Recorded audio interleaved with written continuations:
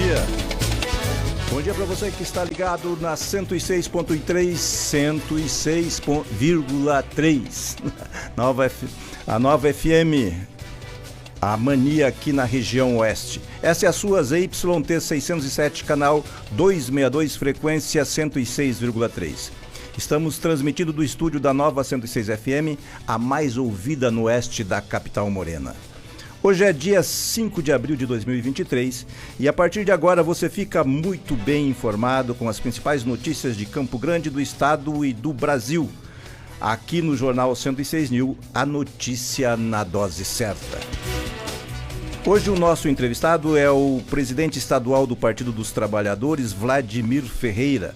Acompanhe a nossa programação pelo Facebook, YouTube ou baixe o nosso aplicativo Nova 106 FM no Play Store e ouça sem moderação. Você também pode acessar nosso site nova106.com.br e fique bem informado. Participe pelo WhatsApp da Nova 106 98131-1063. Direção-geral Jason Thomas e Éder Luiz. Nas imagens, Mariana Cabreira. Na sonoplastia, Jason Thomas. E a apresentação é minha, Mariano Cabreira.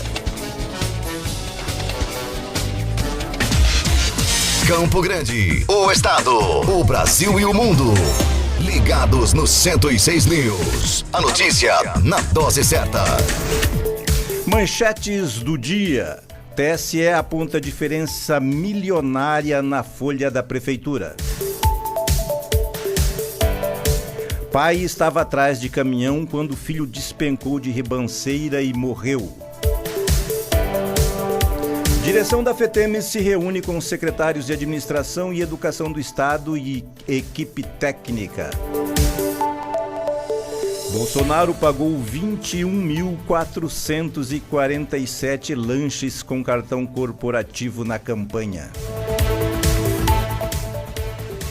PRF ampliou em 25% o efetivo em operação entre o primeiro e o segundo turno das eleições. As perguntas que a Polícia Federal fará a Bolsonaro no depoimento sobre as joias sauditas. Essas são as manchetes de hoje. Fique bem informado. Acesse nova106news.com. Não saia de casa sem seu guarda-chuva.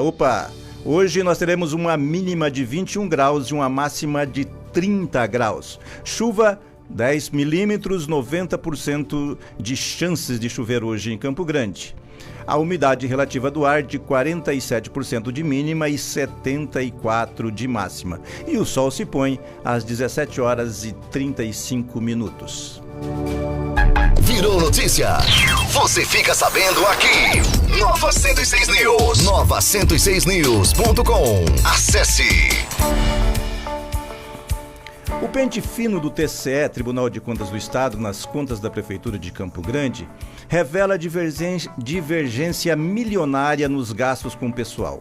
A equipe técnica que se debruçou sobre as despesas de janeiro a dezembro do ano passado aponta diferença de 386.186.294,18 entre a despesa apurada conforme as folhas de pagamento enviadas à Corte Fiscal e a execução orçamentária. O período compreende a gestão de Marquinhos Trade e da prefeita Adriana Lopes. Ou seja, segundo o relatório, confrontando-se o valor da folha bruta, R$2.214.340.840,31, não incluído a despesa com auxílio alimentação, com despesas líquidas e as inscritas em restos a pagar, não processadas no montante e ainda as não executadas orçamentariamente. Constata-se a divergência de R$386.186.294,18. É muita gente escondida. Fique bem informado. Acesse nova106news.com. Pai estava atrás de caminhão quando o filho despencou de ribanceira e morreu. Renner Ferreira Neri, de 29 anos, era o condutor do caminhão bitoneira que despencou da serra entre os municípios de São Gabriel do Oeste e Rio Negro. O acidente aconteceu na manhã desta terça-feira. A vítima estava no caminho de Rio Negro para fazer uma entrega de cimento. Segundo apurado pela reportagem, o pai da vítima, Luiz Neri Sobrinho, de 64 anos, também estava dirigindo outro caminhão betoneiro e seguia logo atrás do filho. Vi tudo acontecer em questão de minutos, disse o pai. Que tristeza, hein? Pai acompanhar o acidente de um filho não é fácil, não. Acesse nova106news.com. Você bem informado. Direção da FETEMES se reúne com secretários de Administração e Educação. O presidente da FETEMES, Federação dos Trabalhadores em Educação do Mato Grosso do Sul, professor Jaime Teixeira, e Delmeires Moraes, vice-presidente, e os diretores Onivan Correia, Sueli Veiga.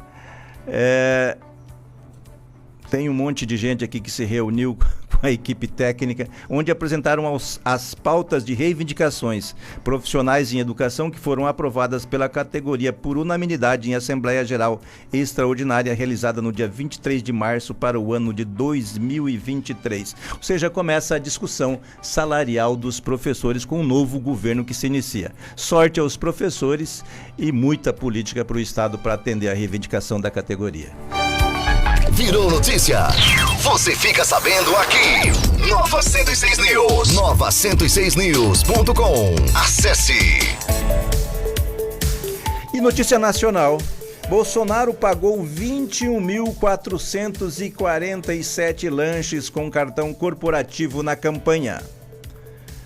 Notas fiscais obtidas pelo UOL revelam que Jair Bolsonaro pagou ao menos 21.447 lanches com cartão corporativo em viagens de campanha para reeleição. Os comprovantes incluem outros 5.075 compras de refeição num valor total de 754 mil. Mas os lanches não foram comprados para alimentar apenas a equipe de segurança e assessores do presidente candidato, que girava em torno de 20 pessoas nessas viagens. Olha, já teve gente caçada aqui em Campo Grande por causa de ticket combustível de R$20. Se não me engano, Paulo Pedra e Thaís Helena foram caçados por tickets de combustível de R$20. E, no entanto, foram gastos uma fortuna em comida, quando na campanha a gente sabe que é proibido distribuir cachorro quente. Haja coração para aguentar umas notícias dessas. Campo Grande, o estado, o Brasil e o mundo. Ligados no 106 News. A notícia na dose certa. A Polícia Rodoviária Federal ampliou em 25% o efetivo em operação entre o primeiro e o segundo turno das eleições. O efetivo usado pela Polícia Rodoviária Federal na operação das eleições durante o segundo turno de 2022 foi 25% maior que o utilizado no primeiro turno, segundo planilha obtida pelo UOL, por meio da Lei de Acesso à Informação. No primeiro turno foram usados 12.820 policiais rodoviários federais na chamada Operação Eleições 2022. Já no segundo, esse número saltou para 16.050 policiais rodoviários. Os dados não fazem especificação exata de locais. Na resposta ainda no governo Bolsonaro, a Polícia Rodoviária justifica que o aumento do efetivo considerou os elementos levantados ainda no primeiro turno. É bom lembrar que a diferença entre Lula e Bolsonaro foi muito pequena e quem acompanha estatisticamente as eleições sabe que se diminuísse a margem do Lula no Nordeste, com certeza o crescimento do Bolsonaro no Sudeste e no Sul poderia garantir a vitória. Portanto, tem muito cabelo nesse ovo ainda para ser levantado. Virou notícia. Você fica sabendo aqui. Nova 106 News. Nova106news.com. Acesse. As perguntas que a Polícia Federal fará a Bolsonaro no depoimento sobre as joias sauditas. O ex-presidente da República, Jair Bolsonaro, vai prestar depoimento na tarde desta quarta-feira à Polícia Federal em Brasília, para responder as duas perguntas principais.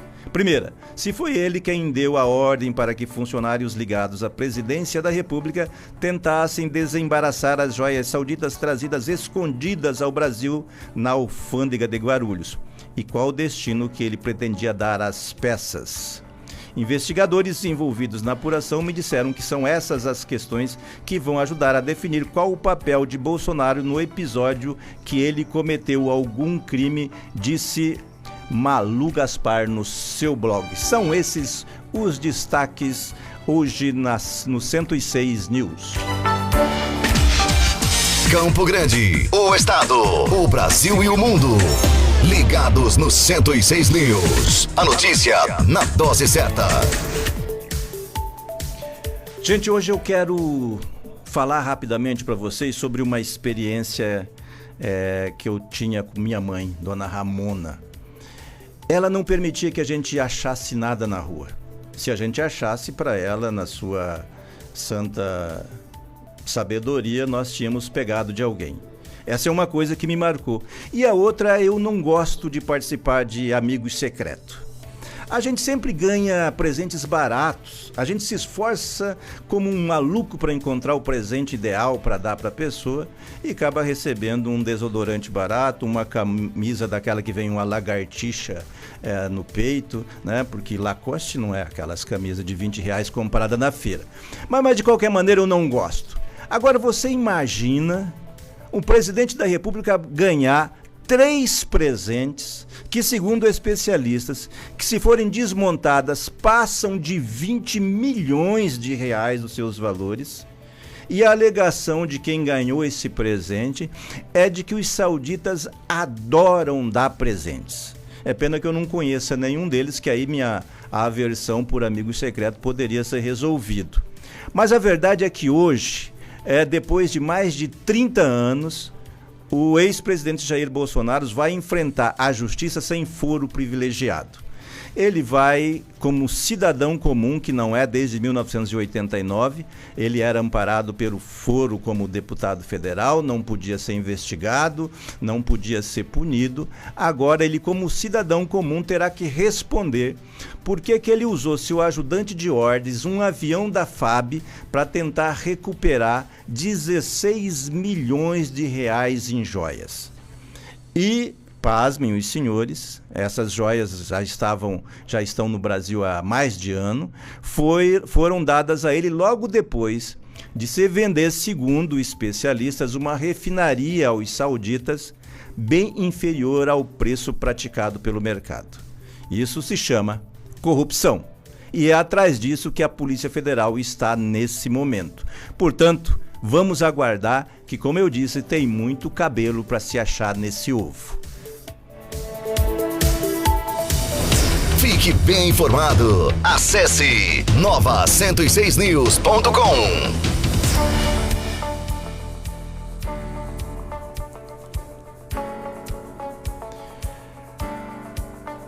Hoje nós temos, portanto, essa investigação em decorrência das joias sauditas que veio para o Brasil.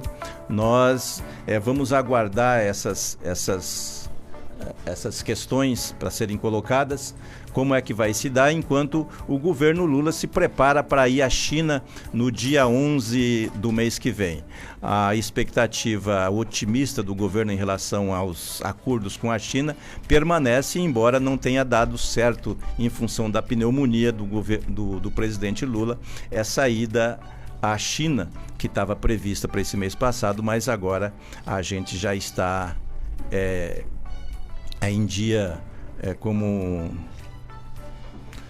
a gente vai estar aguardando essa realidade. Já está aqui conosco nos estúdios da 106,3, meu amigo Vladimir Ferreira, presidente estadual do Partido dos Trabalhadores.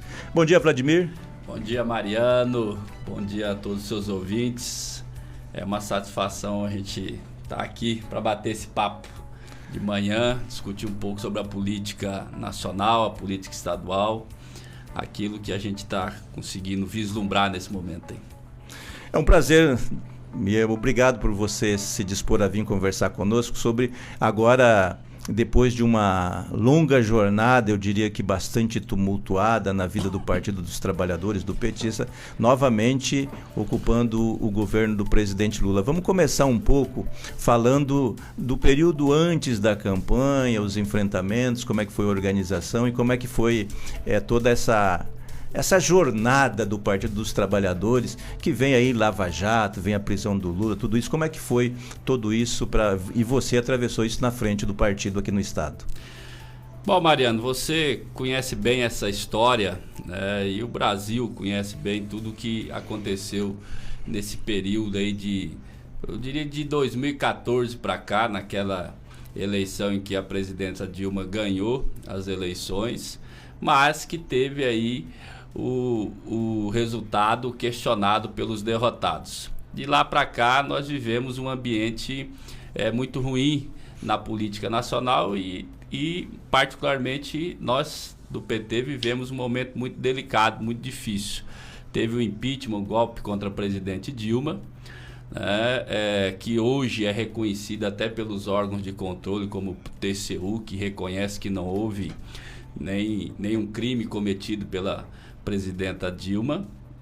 Em seguida continuou a perseguição judiciária, né, e também midiática em cima do presidente Lula, que o levou até a prisão. E em determinado momento muitas pessoas achavam que o PT iria sucumbir, que o PT não aguentaria toda essa pressão, levando, né, pedrada, tiro, sendo criminalizado, eu diria demonizado perante a opinião pública. Mas o PT tem um diferencial. O PT é um partido que foi construído não numa sala, né, com ar-condicionado por meia dúzia de pessoas. O PT foi construído e é resultado de um processo de organização longo dos trabalhadores e das trabalhadoras, e é um partido enraizado no país. Eu sempre falo que você pode chegar num lugar e não ter o PT organizado, mas lá você encontrará petistas. E foi por conta disso, né, desse enraizamento do PT, da presença do PT nos mais diversos segmentos, né, da longa trajetória de lutas em defesa da soberania nacional, da democracia brasileira, dos trabalhadores e das trabalhadoras, pelo êxito das nossas participações institucionais, desde as nossas primeiras participações lá nas câmaras de vereadores, prefeituras, governo dos estados e, é claro, os momentos que nós governamos o Brasil com o presidente Lula e também com a presidenta Dilma. Toda essa trajetória fez com que o PT resistisse a esse ataque que nós sofremos. Mas é claro que isso deixou sequelas no partido. Nós ficamos por um período aí fragilizados, principalmente do ponto de vista... Só te interromper um pouquinho, mas para ver mesmo como é que foi isso. Teve o impeachment da Dilma e um período muito curto depois a prisão do Lula. Esses dois baques, como é que o partido viveu? Qual era a ordem? Havia reunião ou foi um Deus nos acuda, essa resistência toda? Não, eu acho esse momento importante porque algumas pessoas acham que, por exemplo, sem o presidente Lula, o PT deixa de existir. É claro que o presidente Lula é a nossa maior liderança, responsável, né, em grande parte pela construção do nosso partido, mas quando retiraram o Lula de cena e o aprisionaram, o PT, junto com seus aliados, movimentos sociais, as centrais sindicais, resistiu. E a ordem era essa, resistir. Resistimos em 2016, né, participando do processo eleitoral, fazendo a defesa do nosso partido e dos nossos projetos. Em 2018, a direção nacional, entendendo que nós precisávamos dialogar fortemente com a sociedade, orientou no sentido que nós teríamos que ter candidaturas aos governos do estado para fazer a defesa do nosso projeto e para resistir, né, à tentativa de destruírem o PT, e assim nós fizemos, né? Em 2018, você se lembra que, por exemplo, no Mato Grosso do Sul, nós lançamos a candidatura do companheiro Humberto Amaduce, né, que fez quase 10% dos votos, e permitiu que a gente não sucumbisse de vez. Fizemos naquela eleição 2 deputados estaduais e reelegemos o Vander. E isso foi no país inteiro, foi uma orientação. Fora a gente trabalhar, né, a nossa recomposição com a base. É fato que ao longo dessa trajetória do PT, ao longo dos nossos governos, nós fomos perdendo a nossa capacidade de mobilizar as massas, né, de ocupar as ruas. E isso fez com que o golpe também se viabilizasse. Você quer dizer que o PT se elitizou? Gostou do ar-condicionado? Eu não diria que se elitizou, né? Mas você governar, às vezes, tira o foco também da organização e da construção partidária. Há um certo momento que isso se confunde. E isso é ruim. E eu acho que isso foi um bom aprendizado. Nós temos consciência que o que aconteceu, se a gente não cuidar, se a gente não conscientizar a classe trabalhadora, se a gente não organizar ela, se a gente não recuperar essa capacidade de mobilização, isso pode vir a acontecer. Até porque, mais uma vez, nós ganhamos a eleição presidencial e, mais uma vez, nós não conseguimos fazer uma maioria parlamentar ideológica. Vladimir, o movimento social, o movimento sindical, de uma maneira geral, mudou muito da época de Santo André, da época dos metalúrgicos. A economia evoluiu. O mundo do trabalho mudou. O mundo do trabalho mudou, agora está tudo pela internet, tem os Ubers da vida. Como é que essa relação, como é que o partido está pensando nessa relação de proteção do trabalho, que é inerente ao Partido dos Trabalhadores, mas como é que pensa-se fazer isso? Caminhar ao entorno disso? Construir caminhando? Como é que é? Nós, durante esse último período, nós também fomos organizando aí, é uma coisa que nós temos que aperfeiçoar agora, né? Os chamados comitês de lutas. E esses comitês de lutas, eles têm que estar presentes. Fora a organização formal da classe trabalhadora, ou nos movimentos sociais, ou nos sindicatos, nós temos que dar uma olhada para a organização comunitária. Estar presente nas comunidades, dialogar com essas comunidades, dialogar com os mais diversos segmentos, porque nós temos consciência que os nossos governos foram exitosos para o povo, né, brasileiro, para a classe trabalhadora, mas nós não fomos exitosos em fazer, né, um diálogo mais aprofundado sobre essas conquistas e construir uma consciência política em torno disso. Muitos daqueles que foram contemplados pelas políticas que nós desenvolvemos se voltaram contra nós. Mas isso eu acho que foi um erro nosso de ter perdido essa capacidade de estar presente no dia a dia das comunidades, de dialogar, e promoveu esse distanciamento. Então a direção nacional está insistindo muito nessa necessidade que nós temos que estar presente aí nas comunidades, retomar uma coisa que nós perdemos, que é muito discutida internamente no partido, que é você fazer uma formação política. Uma formação política que tenha conteúdo histórico, né, político, ideológico, filosófico, mas também que discuta o cotidiano das pessoas, né? Como é que a gente pode intervir e melhorar a vida das pessoas? O presidente Lula tem dito que esse é seu último mandato e que ele vai governar, pelo menos esse é o entendimento que eu tenho, vai governar para aqueles que ganham ou para aqueles que votaram nele. Ele tem feito declaradas posições, eu tenho visto isso no debate com o Banco Central na questão dos juros, que ele tem feito um enfrentamento ao mercado, né, na questão da reforma tributária, e ele tem jogado bastante duro dizendo que se os ricos entenderem que se eles abrirem mão de pouca coisa, dá para se governar o Brasil e você tem uma população muito mais feliz. Esse entendimento é um novo entendimento de como fazer a eleição, de fato, do compromisso feito na eleição, de ser cumprido à risca, de não abrir mão de nada em relação às pressões que quem tem dinheiro, o mercado, a elite econômica, industrial, comercial do país, que quando você ganha a eleição tem que chegar lá e se ajoelhar, bater continência, enfim. E o Lula tem resistido a isso. E esse debate, como é que o partido tem enfrentado? Tem esse entendimento?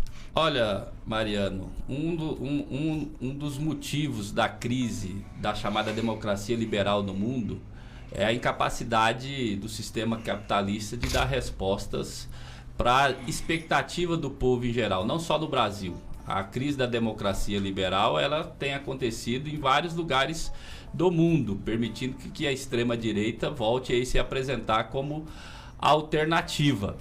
E um dos motivos é justamente a frustração que alguns governos proporcionam para aquela parcela que o colocou lá. Nós apresentamos um programa para a sociedade brasileira dizendo que nós iríamos enfrentar a miséria, a pobreza, a exclusão desse país, e é isso que nós temos que fazer. O que nós não podemos fazer é estelionato eleitoral. Infelizmente, o Estado brasileiro, e não só o brasileiro, mas o sistema capitalista foi organizando o Estado no mundo, que faz com que, às vezes, se retire aquilo que está previsto na nossa Constituição, que é a soberania popular. A soberania popular foi às urnas e escolheu um programa, escolheu um projeto, e é isso que tem que ser aplicado por quem ganhou as eleições. Eu sempre digo que quando nós governamos, todo mundo ganhou. A elite ganhou e ganhou muito. Eu dou um exemplo, Mariano, da questão do agronegócio.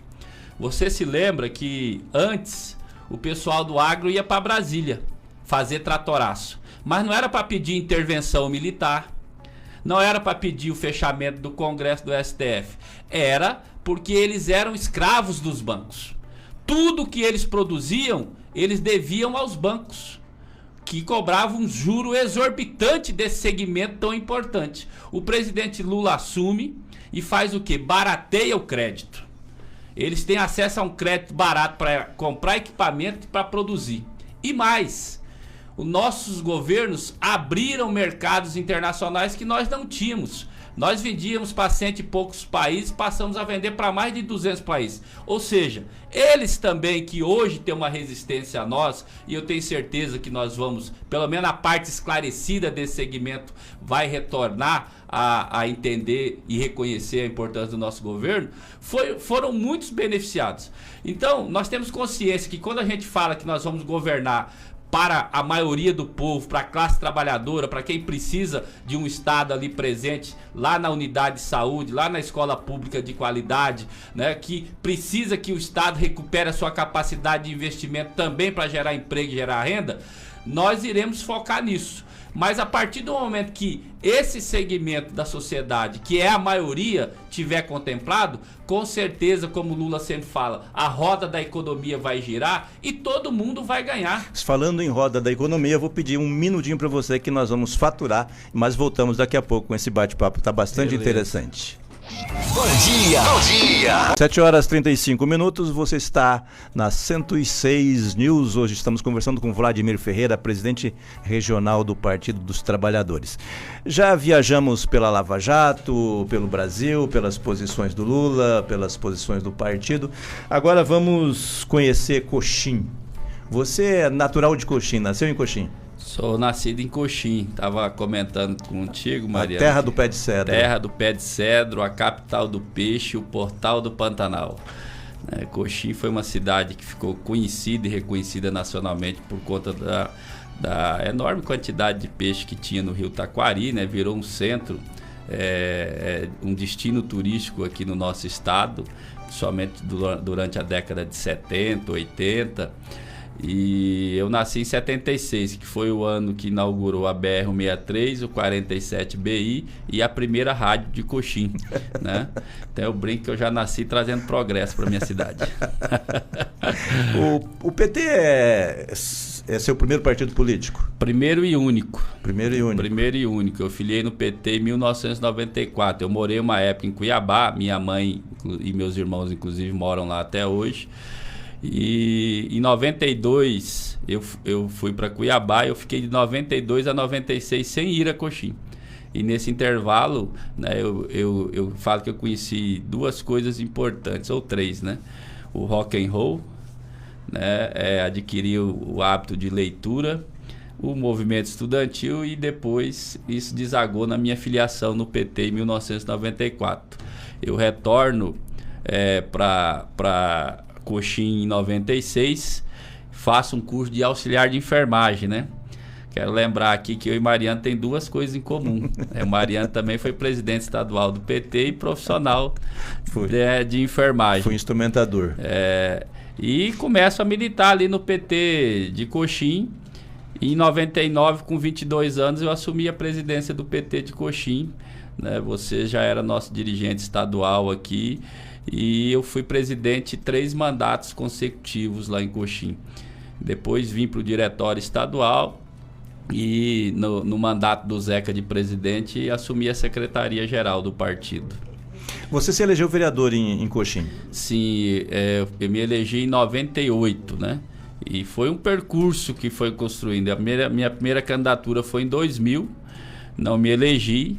Em 2004 eu fui candidato novamente, tive uma votação boa, fiquei de primeiro suplente.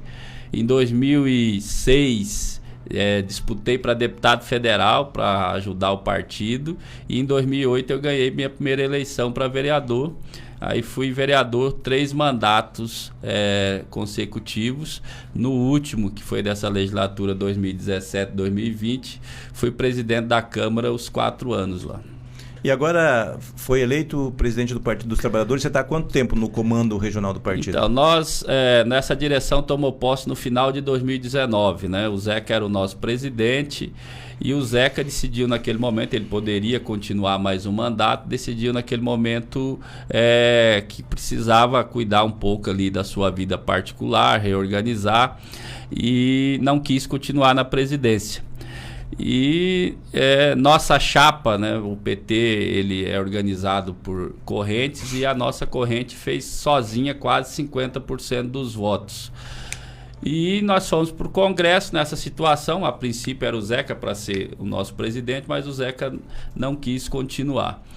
E no Congresso nós conseguimos promover uma unidade, que não é fácil dentro do PT, mas também por conta da conjuntura. Eu até brinco, eu acho que eu assumi a presidência porque naquele momento não tinha muita gente querendo assumir. Mas nós conseguimos construir uma unidade e eu fui eleito de forma consensual presidente estadual do PT. No momento difícil, assumimos em novembro. Iniciamos já um trabalho, conseguimos visitar num curto período 25 municípios, mas logo em seguida veio a pandemia, né, que faz com que a gente não possa mais estar circulando no estado. Fizemos muita atividade virtual, de certa forma foi importante porque a gente começou a lidar, né, com essas novas tecnologias que barateia você promover reuniões, atividades, mas é diferente. Você entrou nesse negócio da pandemia, deixa eu dar um outro enfoque nesse negócio. O Lula sai da prisão num discurso claramente de buscar o centro, já construindo a sua... tendo a visão de que seria necessário ir além do PT para se eleger, e foi isso que aconteceu na campanha. Mas no primeiro discurso dele, quando terminou no sindicato lá dos bancários, eu disse para quem estava assistindo junto comigo que o Lula vai buscar o centro e o PT vai ter que ter muita maturidade para entender isso. Mas como é que se deu isso numa pandemia, tendo que fazer oposição ao Bolsonaro? Como é que foi esse equilíbrio de abrir o partido, de fazer esse debate de ser necessário se abrir e ir além do partido? E a gente sabe como é que o PT faz esse debate, não é fácil de fazer, e fazer isso sem poder se reunir, que é uma coisa genética no PT. Eu até digo que, de certa forma, a pandemia também deixou muito mais evidente as nossas fragilidades de organização. Vou falar um pouco aqui do Mato Grosso do Sul. Nós saímos daquela eleição com 26 vereadores, mas nós participamos em poucos municípios, na verdade. Nós não conseguimos em muitos municípios organizar nem a chapa. E assim, por mais que o Lula sinalizasse essa disposição de compor, aqui no Mato Grosso do Sul particularmente, ainda ninguém queria compor conosco. Nós fizemos uma campanha aqui isolada, onde o PT disputou sozinho. Nós compusemos com outras forças, em alguns municípios o PT participou de alianças, entendendo as nossas fragilidades e entendendo que era importante a gente iniciar esse diálogo, né, que tende-se a aprofundar ainda mais, e já está aprofundando, né, na própria composição do governo. É importante lembrar que no governo do presidente Lula Está lá o PSD do Kassab. Está lá a União Brasil, que, para quem não se lembra, é o resultado da fusão do antigo PFL, que tinha virado DEM, com o PSL, que tinha eleito o Bolsonaro em 2018.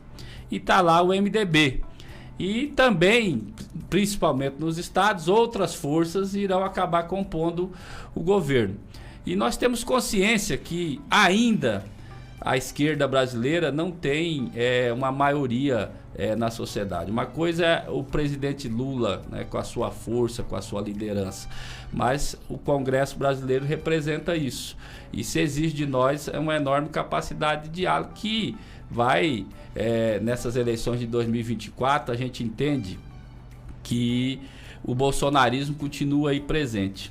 E eles irão se apresentar nas eleições municipais querendo ganhar esse espaço. E nós iremos trabalhar na perspectiva de onde nós pudermos ter candidatura, apresentarmos candidaturas, mas principalmente garantir que a gente construa chapas de vereadores qualificadas para que a gente garanta a representação nas câmaras municipais, mas também orientar no sentido de que onde for necessário e importante a gente compor frentes de partidos e de forças políticas que pelo menos prezam pela democracia, prezam pelo debate civilizado e lúcido da política brasileira, porque o que nós não podemos permitir é que essa visão tacanha, grotesca, ela consiga adquirir muitos espaços nas eleições de 2024. O Vladimir, você falou da dificuldade do PT de compor 2018, 2020. Mas eu acompanhei de perto essa eleição estadual aqui. Eu vi o seu trabalho, via como que você conversava, você tentou conversar MDB, PSDB, e na verdade esses partidos não quiseram o PT. Claramente não é que forçaram o PT a ter uma candidatura, mas nacionalmente havia conversa com o PSB, o PSB aqui fechou com o PSDB, né? Saiu, mesmo na federação, acabou indo com o PSDB.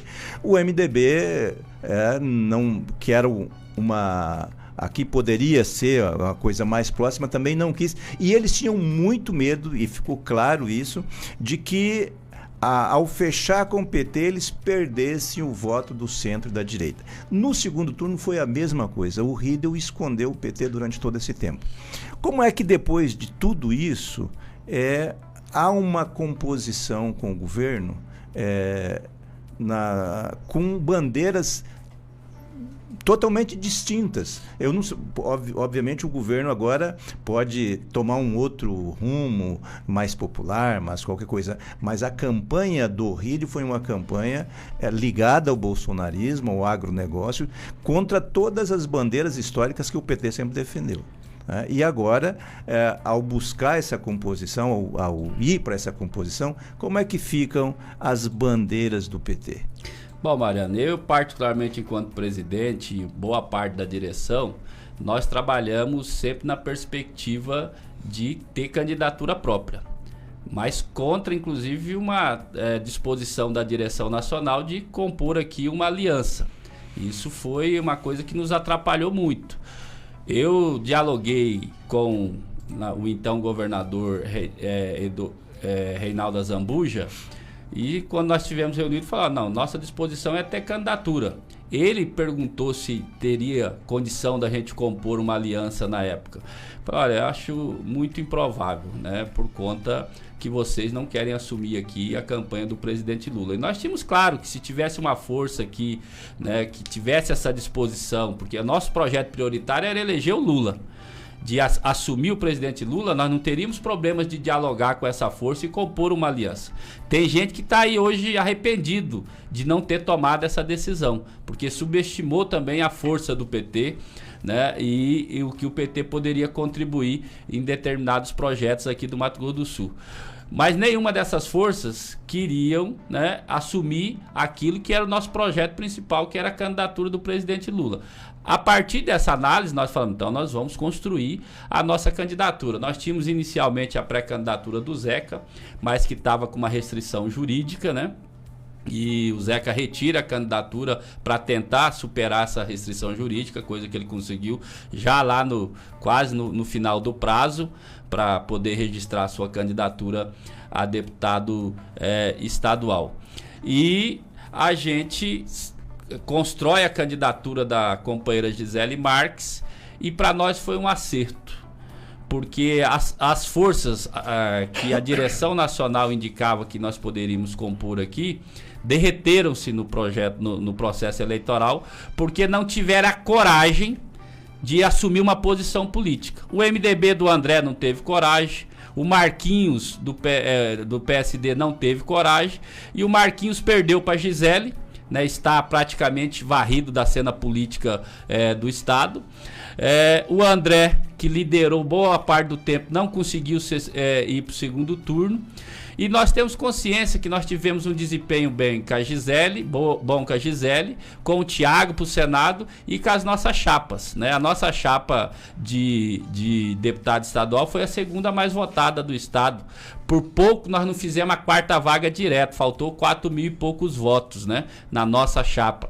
Que eu avalio que porque nós não tivemos uma candidatura em Corumbá, em Aquidauana, em Anastácio, nós não tivemos uma candidatura em Ponta Porã, na minha própria região norte nós não tivemos candidatura, em cidades importantes como Nova Andradina, enfim, em colégios eleitorais importantes nós não tivemos candidaturas, mas nós quase fizemos 4 deputados, fizemos 3, o Zeca, o Pedro Kemp e o companheiro Amarildo, que infelizmente nós perdemos recentemente, irá tomar posse agora a primeira deputada do PT, que é a professora Gleice Jane, e na Câmara reelegemos o Vander e elegemos essa nova liderança que surge aí com muita força, né, que inspira, né, a juventude aí, que é a Camila Jara. Então, nós da direção trabalhamos, você conhece o PT, sabe que tinha posições divergentes. Mas a posição que nós defendemos, né, dentro da direção sempre foi nessa perspectiva de ter candidatura própria. E nós sabemos que no segundo turno nós não tínhamos uma opção, né? Não dava para apoiar o representante aqui mais orgânico do bolsonarismo, que era o capitão Contar. Que o processo eleitoral, principalmente no segundo turno, em que ele ficou mais exposto, revelou a total falta de capacidade, de condição daquele camarada de assumir uma função tão importante que seria governar o estado do Mato Grosso do Sul. Então a nossa base, naturalmente, né, nós soltamos uma nota do partido dizendo que nós não íamos ter posição formal, mas iríamos liberar os nossos dirigentes e a nossa base para tomar o caminho que achasse melhor. E obviamente a maioria, a absoluta maioria, eu posso dizer para você que 90% do PT esteve apoiando a candidatura do governador eleito Eduardo Riedel. Temos plena consciência que essa nossa posição da nossa base foi determinante para que ele ganhasse a eleição do Contar, né? E por conta disso, depois das eleições, o governador Eduardo Riedel entendeu que precisava também que o PT compusesse o governo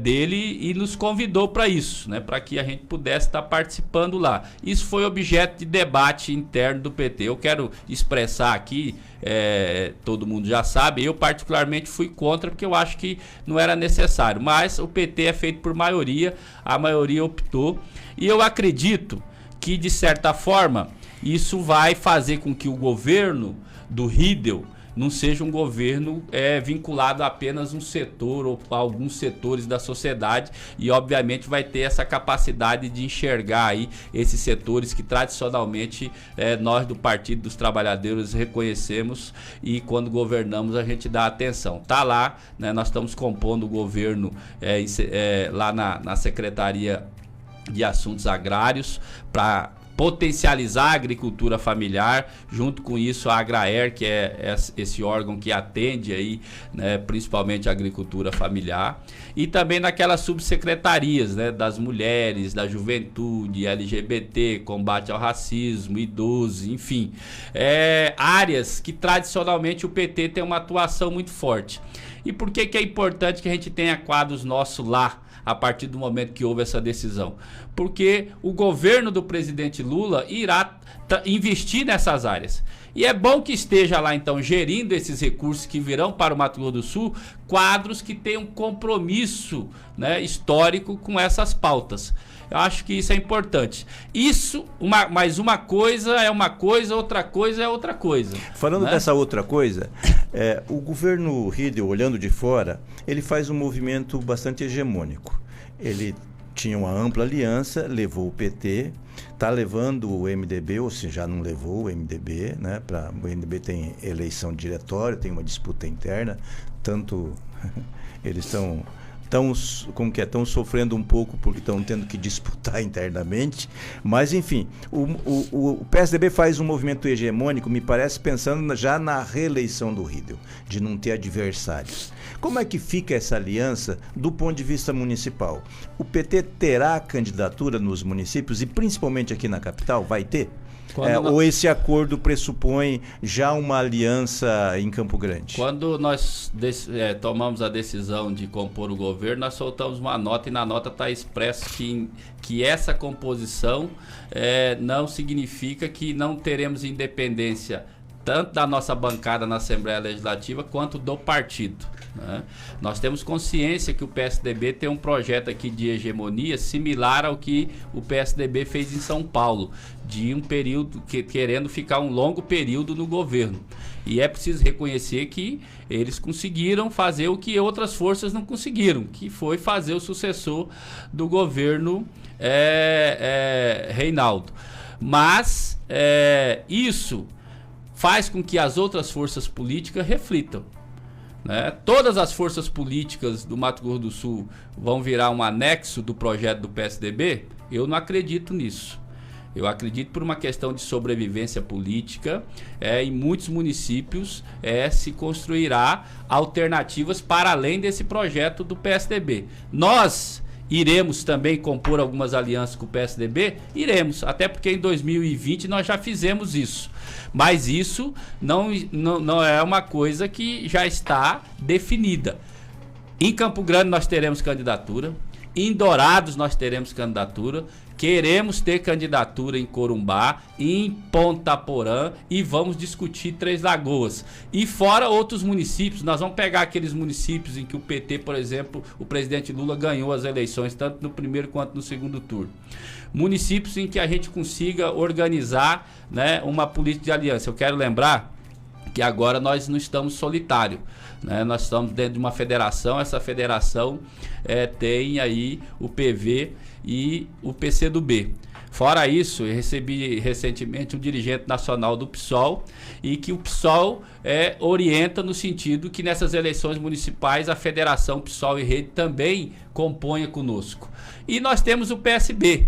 Né, o PSB de fato compôs já com o PSDB formalmente no primeiro turno, está num processo de transição aí da sua direção também, e nós vamos dialogar, né? Tá uma perspectiva de sair a federação, parece que deu uma travada a federação PSB, PDT e Solidariedade. Prioritariamente nós queremos discutir nesse campo a nossa federação, né, PT, PCdoB e PV, a federação PSOL e Rede, e se surgir essa outra federação PSB, PDT e Solidariedade, dialogar com essas forças. Nós sabemos das nossas limitações, porque você construir projetos municipais exige, além de esforço político, né, capacidade de financiamento, coisa que às vezes fragiliza essa nossa construção. Mas nós vamos fazer esse exercício. Temos consciência que em alguns municípios nós estaremos aí compondo, talvez com o PSDB. Mas nós temos um objetivo nas eleições. Primeiro, nós queremos estar até o final agora de maio nos 79 municípios do estado. Nós estamos em 69. Nós queremos que até outubro essas direções municipais elas nos dê já um desenho do quadro político local e um esqueleto da nossa chapa de vereadores e vereadoras, né? Qual que é o caminho? Nós reconhecemos a importância de todas as lideranças nossas, mas nós temos plena consciência que nós temos que ouvir as nossas direções municipais para ver qual que é o melhor caminho para que o PT possa crescer. Eu tenho consciência, Mariano, que se andar do jeito que está indo aqui a política sul-mato-grossense, vai ter duas forças vivas na política sul-mato-grossense daqui bem pouco tempo. Nós do PT e do PSDB. Né? Até porque há uma perspectiva também de mais para frente sair a federação PSDB, MDB e Cidadania, que vai fazer com que naturalmente o MDB, por mais que nacionalmente seja maior que o PSDB, né? Eu não sei quanto tempo mais o PSDB vai durar. Sinceramente eu não sei. O PSDB ganhou 3 governos do estado, mas fez apenas 13 deputados federais. Se eles forem para uma federação com o MDB fez 42 deputados federais. Então o MDB vai ser hegemônico nessa federação. Quanto tempo mais irá durar o PSDB? Eu não sei. Eu sei que o PT continuará existindo. São 7h57. E como última pergunta, Campo Grande, a Gisele saiu bastante fortalecida da eleição, fez praticamente 10%. A Camila Jara foi eleita com a votação expressiva, 2 mulheres, jovens, competentes e surgindo. Como é que você pensa administrar essa disputa? Que as duas se dizem, embora pode não ter dito publicamente, mas as duas se comportam como candidatas.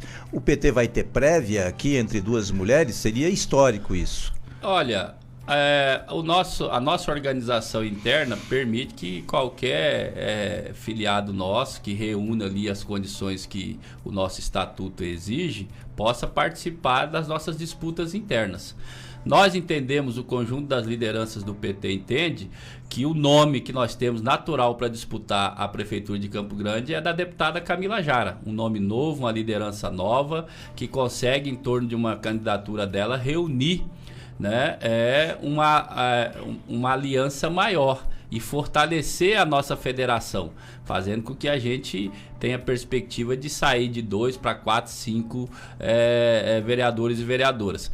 Mas nós temos também o Pedro Kemp, né, que saiu da eleição. A Gisele teve 6 e poucos % dos votos aqui em Campo Grande, o Pedro teve quase 9 em 2020, né? E eu tenho falado o seguinte: nós temos o chamado voto orgânico nosso. Isso foi demonstrado em 2018 com o Humberto e agora com a Gisele. Se fosse um outro companheiro ou companheira, provavelmente teria também o mesmo resultado, algo em torno de 10%. O nosso desafio é superar esse voto orgânico nosso, né? Obviamente que nós já tivemos no PT aqui alguns erros, que nós tivemos uma votação totalmente inexpressiva, principalmente em Campo Grande. Mas isso foi uma exceção à regra, né? Aqui nós temos um histórico que o PT há algum tempo tinha lá algo em torno de 20% dos votos. Naquele ápice da crise, principalmente em 2016, nós tivemos ali uma votação irrisória que não corresponde à história do PT aqui em Campo Grande, um partido que nós quase ganhamos a eleição aqui em 96, você sabe disso. Então, nós não podemos, esse voto orgânico nós temos que ter um projeto aqui que supere esse voto orgânico. E na minha avaliação, né, nós temos 3 nomes que, se a gente definir logo, nós temos que ter um prazo para definir, nós não podemos definir esse candidato lá na véspera da eleição ou essa candidata. Se a gente definir logo, tanto a Camila, né, quanto o Pedro Kemp e até o ex-governador Zeca, são nomes que podem fazer com que a gente inicie acima de 2 dígitos. Né? E dar essa perspectiva da gente, primeiro, formar uma aliança mais ampla, sair do isolamento, construir uma chapas de vereadores qualificadas e, a partir disso, a gente conseguir, então, disputar a ida para o segundo turno. Tenho certeza que o governo do presidente Lula estará muito bem em 2024 e nós estaremos muito fortalecidos para que a gente possa disputar as principais prefeituras. Eu citei as maiores, mas nós iremos disputar também muitas prefeituras de médio e pequeno porte aqui do nosso estado. 8h01, vou dar 30 segundos para você se despedir, Vladimir. Nosso tempo está esgotado. Mariano, mais uma vez, muito obrigado, né, por essa oportunidade da gente estar aqui discutindo política, né? Quero agradecer aqui a direção da Rádio Atalaia, né, aos companheiros que estão aqui ajudando e me colocar à disposição. Espero que a gente possa mais para frente estar conversando novamente e isso tudo que eu estou dizendo aqui já está possa já estar se tornando realidade e a gente tem aqui em Campo Grande e outros lugares candidaturas fortes, chapas competitivas e o PT cada vez mais forte. Obrigado, Vladimir Ferreira, presidente regional do Partido dos Trabalhadores. 8h02. Amanhã eu aguardo você às 7h15 com André Putinelli, do ex-governador do MDB. É nosso entrevistado amanhã.